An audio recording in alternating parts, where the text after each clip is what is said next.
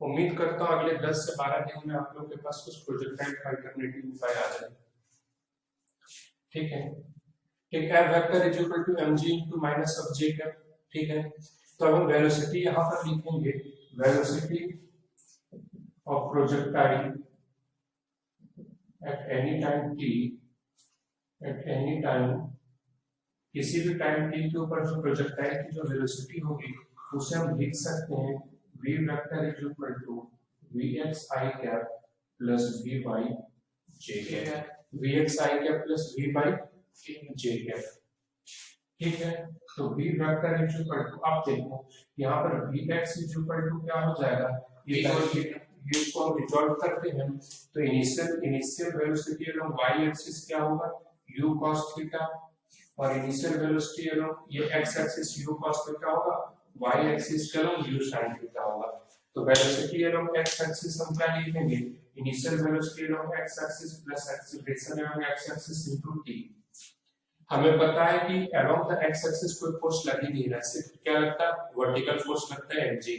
तो यहाँ पर क्या हो जाएगा, ax इज इक्वल टू क्या हो जाएगा 0। ठीक है, 3x is equal to ux हो गया, तो यहाँ पर जो वेलोसिटी हो जाएगा vx वो क्या हो जाएगा u cos थीटा। तो problem vx is equal to u cos theta. फिर हम vy फाइंड करने के लिए जाएंगे, तो vy को लिखेंगे uy plus ay into t। Motion along x axis लिख दे रहे हैं y डायरेक्शन के लिए।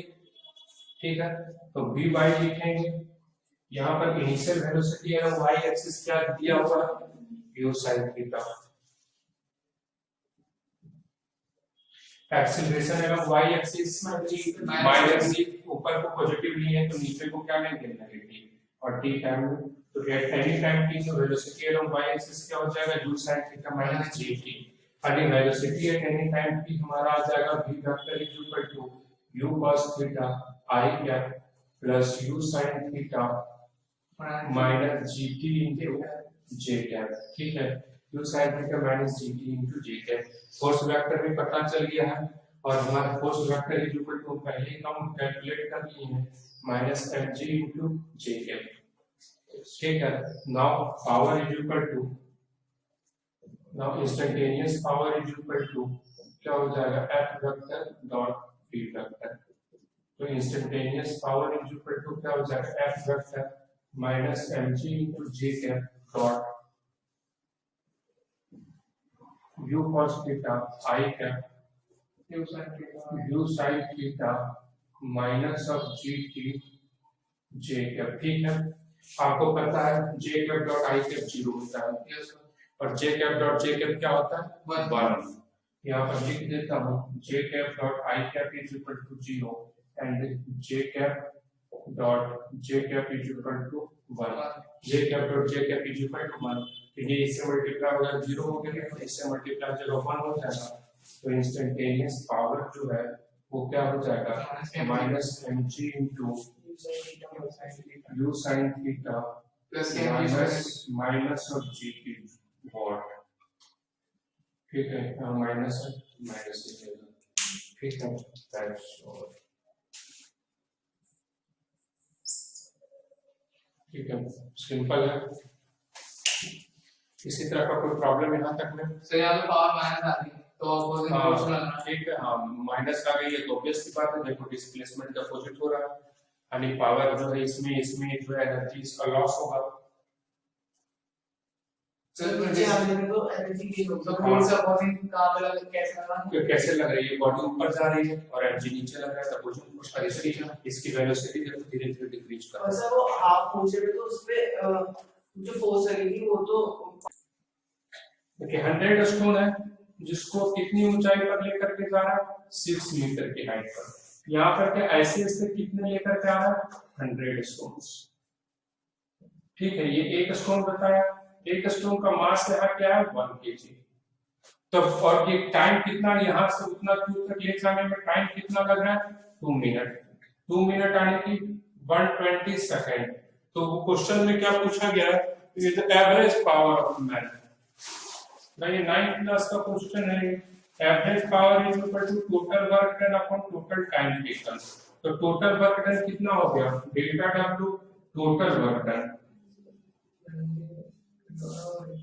Total work done by man, आदमी के द्वारा टोटल वर्क डन कितना कार्य कितना किया गया, एक को ले जाने में कितना काम करेगा mgh, तो 100 को ले जाने में कितना काम करेगा 100 टाइम्स ऑफ mgh, यानी 100 टाइम्स ऑफ mgh। तो देखो 100 को 100 लिखेंगे, m को 1 लिखेंगे, g को कितना लिखेंगे 10 लिखेंगे और h को 6 लिखेंगे, तो यहाँ पर कितना वर्क डन होगा 6000 जूल। तो power is equal to average power is equal to total work done कितना होगा, आवाज नहीं होनी चाहिए 6000 joule upon 120 second, cancel out हुआ 25 से 60 यानी average power is equal to कितना हो गया 50 वाट्स। ठीक है, सिंपल क्वेश्चन है, एक बार कम से कम ट्राई तो कर लेना चाहिए था आप लोगों को। सर आगे स्टोन को नीचे ले जाना, यहाँ पर ऊपर ले जाना, ऊपर लेकर के जा। Question number 17, a block of mass m is placed rest on a rough horizontal surface, ये ब्लॉक है जिसका मास m है, इसकी फोटो नहीं, चलिए मैं लिख देता, मैं एक्सप्लेन कर देता हूँ। देखिए एक ब्लॉक है जिसका मास क्या है m है, तो ब्लॉक हैविंग मास m, इसका मास m है। ये क्या यहाँ पर देखो यार, बाद में लिख देना कि रफ हॉरिजॉन्टल सरफेस के ऊपर रखा हुआ, रफ हॉरिजॉन्टल सरफेस का ये कोएफिशिएंट ऑफ फ्रिक्शन क्या है म्यू, ये constant horizontal force is applied on it, ये कांस्टेंट हॉरिजॉन्टल फोर्स मान लेते हैं F अप्लाइड किया हुआ है, ठीक है, F is applied on it so that it start accelerating with acceleration a, ये हमें गिवन नहीं है, हमने अपने से माना ये एक्सीलरेशन a से चलना आगे बढ़ना शुरू कर दिया है। Find the power of applied force on time t, power of applied force,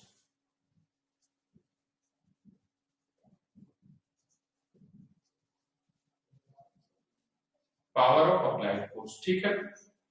ये शुरू में क्या है, ये रेस्ट पर है, ठीक है, यहां तक कोई प्रॉब्लम नहीं। तो यहाँ पर देखो जो फ्रिक्शन लगेगा, आप इसे को अलग से यहाँ पर फ्री बॉडी डायग्राम बनाते हैं, पावर हमें फोर्स इनटू क्या लगा देना है, टाइम f इनटू v लिख देना है, वेलोसिटी। तो देखो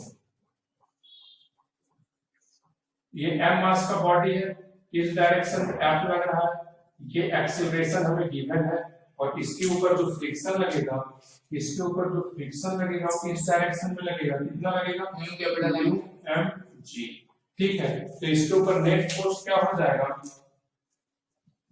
F minus mu mg equal to क्या होगा मास इनटू a, एक्सीलरेशन ये है, तो F जो हमने एक्सटर्नल फोर्स अप्लाइड किया है वो क्या हो जाएगा ma प्लस म्यू mg, ठीक है, प्लस म्यू mg। अब acceleration eight any time t, acceleration क्या होगा, इसका एक्सीलरेशन a है, तो velocity at any time t क्या हो जाएगा u plus a into t, तो u हमारा क्या हो गया 0 है, तो velocity at any time t क्या हो जाएगा v is equal to at, v is equal to at, तो instantaneous power is equal to क्या हो गया force into velocity, and instantaneous power by the applied force F into velocity क्या होगा v, तो अप्लाइड फोर्स क्या है m लिख लेंगे a plus mu g into at, ठीक है, m into a plus mu g into at।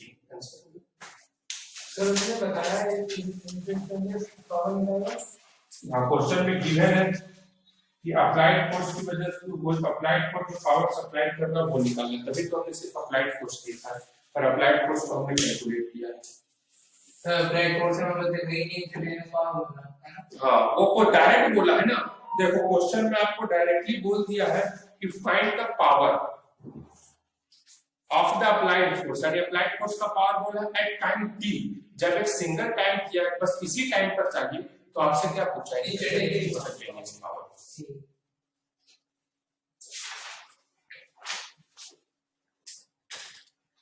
Sir x time पर पूछेगा देन कब लगाएंगे, मतलब कब लगाएंगे, क्या मतलब एट ए टाइम पर पूछेगा, हाँ एट अ टाइम पे कोई किसी एक इंस्टेंट पर पूछा तो आप गिवन टाइम पर पूछेगा तो दूसरा, हाँ मतलब एक आप लोग सॉल्व करके नहीं आए हैं, स्टेज 1 क्या स्टेज 1 मैं बोला था एग्जांपल्स करने और प्रीवियस ईयर के क्वेश्चन में, फिर अपना स्टेज 1 करते रहिए, दिखाओ धीरे धीरे। प्रीवियस ईयर क्या प्रीवियस ईयर किए थे कितना कौन क्या किए हुए हैं। चलिए आज जो है एग्जांपल सॉल्व करते हैं। पहले जो है कल तक आपके सारे के सारे एग्जांपल्स ट्राई कर लेने हैं। मैं कुछ एक को एलिमिनेट करवाता हूं, जैसे एग्जांपल नंबर 3 सॉल्व नहीं करना, उसके आगे सर्कुलर मोशन लिख देना है। सर्कुलर मोशन पढ़ाऊंगा, उसके बाद कंजर्वेटिव फोर्स बताया हुआ है। Yes sir.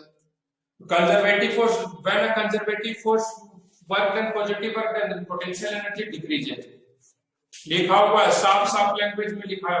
Yes sir. Second question solve करना पड़ेगा। चलिए इसमें तो वर्क पावर एनर्जी की मोहर लगेगी। वर्क पावर एनर्जी का ही लगेगी क्या? तो मोहर लगेगी, सेकंड क्वेश्चन देंगे या मुझे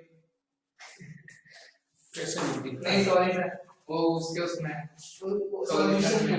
हां वही ना, सही है। ठीक है। तो अब इसमें क्या है, देखो क्वेश्चन एक बार पढ़ने का कोशिश करो। इसमें मैं एक्सप्लेन कर दे रहा हूं। इसमें क्या होगा, work done is equal to force into displacement होगा। ठीक है, तो वर्क डन क्या बोल रहा है कि कहां तक ये जा सकता है। Work done is equal to change in kinetic energy. शुरू में अप्लाइड फोर्स जाएगा और धीरे धीरे फ्रिक्शन बढ़ रहा है, तो शुरू में तो वेलोसिटी बढ़ेगी, लेकिन कुछ समय के बाद वेलोसिटी डिक्रीज करने लगेगी कि पीछे का फोर्स बढ़ रहा। तो इनिशियली भी जीरो था, फाइनली भी क्या हो जाएगा, जीरो। तो W नेट क्या हो जाएगा, एक वर्क डन होगा अप्लाइड फोर्स की वजह से और एक वर्क डन होगा फ्रिक्शन की वजह से।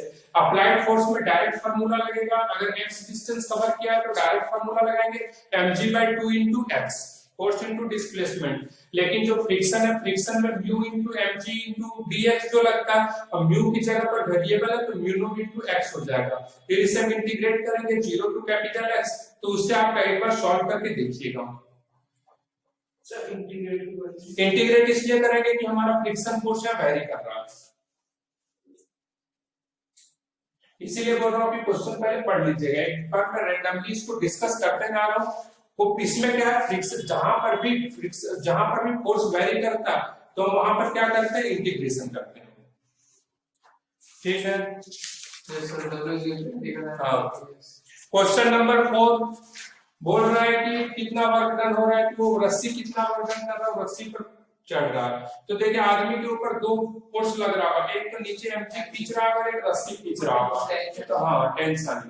तो work done by tension plus work done and mg is equal to change in kinetic energy. और आपको लिखा हुआ ग्रेजुअली स्लोली जा रहा है, स्लोली एंड वेलोसिटी क्या सेम, तो वेलोसिटी 0 हो गया। तो work done by tension is equal to minus of work done by mg। h height गया हुआ, l हाइट ऊपर गया हुआ, तो mg कितना वर्क करेगा, माइनस mgl। तो टेंशन का क्या हो जाएगा, प्लस mgl। ठीक है, सॉल्व करके देखिएगा। क्वेश्चन नंबर 5 सर्कुलर मोशन को इसको रोकते हैं, आगे बढ़ते हैं। इसमें क्या है, पेंडुलम कहां पर जाकर के force acting the maximum angular deflection of the string. तो देख लो भाई, work total work done is equal to क्या लिख देंगे, total work done is equal to change in kinetic energy. Total work done इसके ऊपर कौन कौन कर रहा है, एक फोर्स कर रहा है और एक टेंशन नहीं कर रहा है, mg कर रहा है। टेंशन की वजह से तो 0 होगा, तो फोर्स कर रहा है, ग्रेविटेशन फोर्स कर रहा है, तो ग्रेविटेशन फोर्स की जगह पर L निकालेंगे, कैलकुलेट करके देखिएगा। चलिए इस क्वेश्चन को मैं सॉल्व करता हूं। क्वेश्चन नंबर 6 को सॉल्व करता हूं।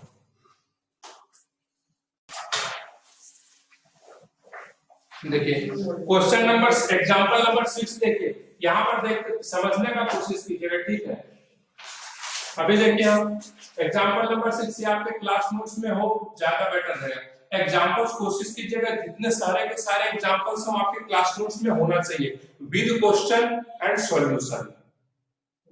ठीक है, जो खुद से सॉल्व हो गया तो अच्छी बात है, जो नहीं सॉल्व हुए वो मैं सॉल्व कराऊंगा। ठीक है, कुछ एक इंपॉर्टेंट क्वेश्चन है वो आपके क्लास नोट्स में होने चाहिए ताकि रिवीजन के समय में उसका क्या हेल्प हो। जब मतलब ये एग्जाम के सारे क्लास नोट्स में करने हैं। हाँ, एक एग्जांपल जो है सारे क्लास नोट्स में रहने चाहिए। ये एल हो गया, यानी तो मॉड्यूल रहेगा, क्वेश्चन नंबर लिख कर उसका सॉल्यूशन अच्छे से कर लिया है, आगे रिवीजन में भी काम दे।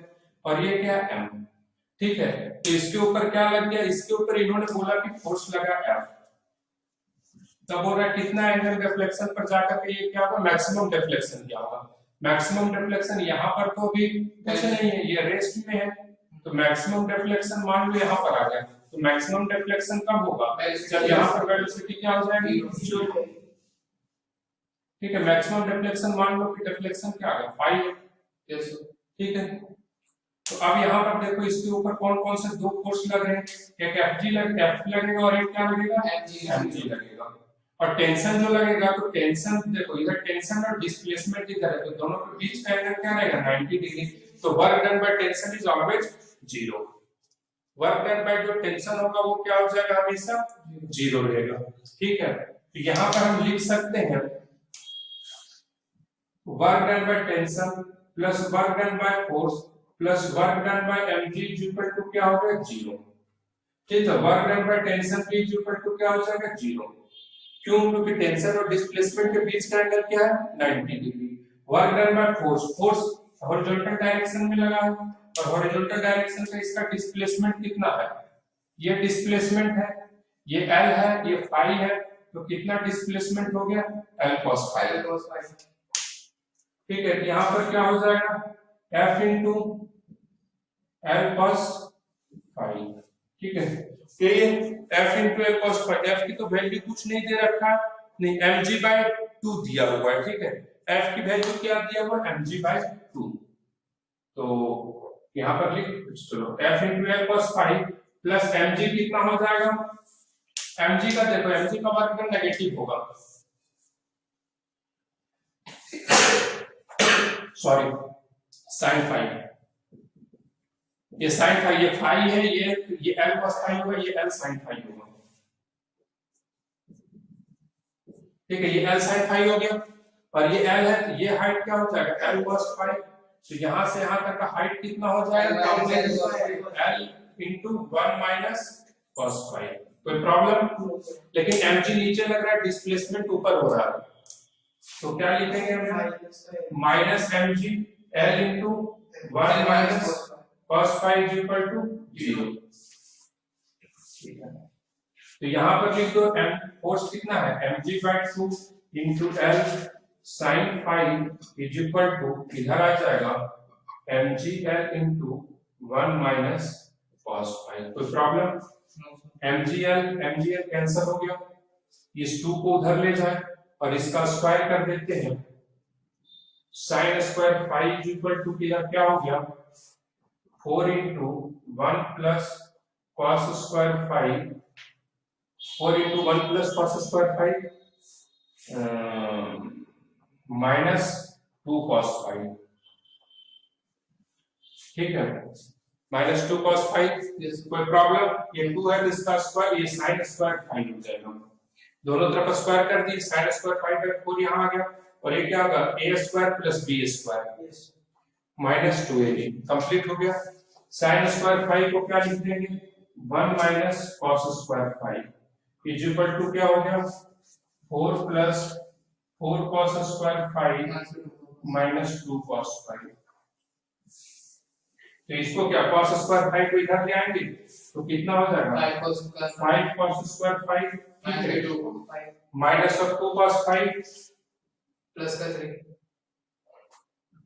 Minus of 2 cos phi plus का 3 इज इक्वल टू 0। देखो cos फाई के फॉर्म में क्वाड्रेटिक आ गया, cos फाई के फॉर्म में 5 कर 5 cos फाई, अब इसको उतना क्या, cos फाई को डायरेक्ट लिखते हैं, डायरेक्ट कैलकुलेट कर देते हैं, माइनस b तो क्या हो जाएगा 2 plus minus root under b square, p square क्या हो गया 2 का square, yes sir, minus 4ac minus 60 minus 60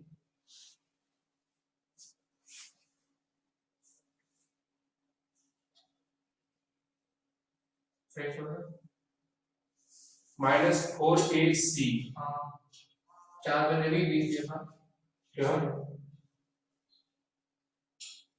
देखते माइनस का 4ac माइनस में क्यों नहीं आ रहा है, माइनस का 4 इंटू a कितना हो गया 5 इंटू 3 20 60 वहां +4 आना चाहिए, ठीक है, +4 आना चाहिए, ठीक है। एक बार रीचेक कर देते हैं, FL sin phi है, mg/2 हो गया, और ये क्या हो गया -mgl into l में से l cos phi माइनस कर देंगे, सही है ये उधर चला गया, ठीक है, कोई प्रॉब्लम नहीं आता, mg कट गया, sin स्क्वायर phi, ठीक है, ये क्या होगा 1 plus cos square phi minus 2 cos phi, यहां तक भी सही है, sin स्क्वायर phi को 1 माइनस cos स्क्वायर phi लिखिए, सब चारों यहाँ cos हाँ सर माइनस का वही ना, एक वही कहीं ना कहीं तुम स्टोरी में 8 cos phi हो गया, और ये कितना आ जाएगा, ये 4 पूजा 4 cos स्क्वायर phi 8 हो गया, और माइनस 8 cos phi, कोई प्रॉब्लम है, अब हो गया,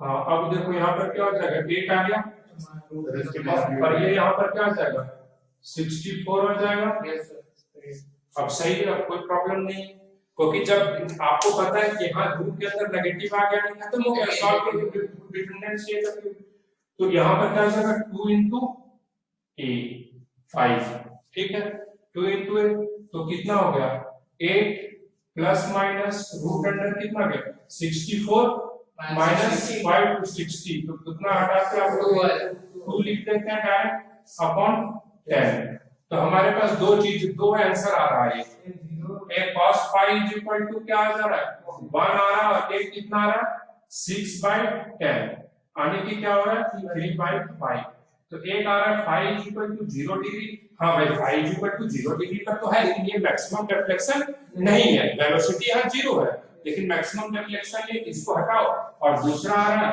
cos phi is equal to कितना 3/5, तो 3/5, अब देखो ये 3/5 कहां से आ जाएगा, तो इसका एंगल निकालो, आप लोगों को ये पता है, बहुत पहले मैंने बताया था, ये 37 डिग्री है, तो tan 37 3/4 होता है, और 5 हो गया tan 37 में, तो ये एंगल कितना हो जाएगा 53, देखो tan 53 इज इक्वल टू क्या होगा बेस अपॉन हाइपोटेन्यूज, यानी phi इज इक्वल टू कितना आ जाएगा 53 डिग्री, समझ में आया, कितने एंगल तक जाएगा 53 डिग्री एंगल तक जाएगा, क्या वो गलत दे दिया, उसमें क्या tan 37 सबको जानता है, tan 37 ही 3/4 होता है,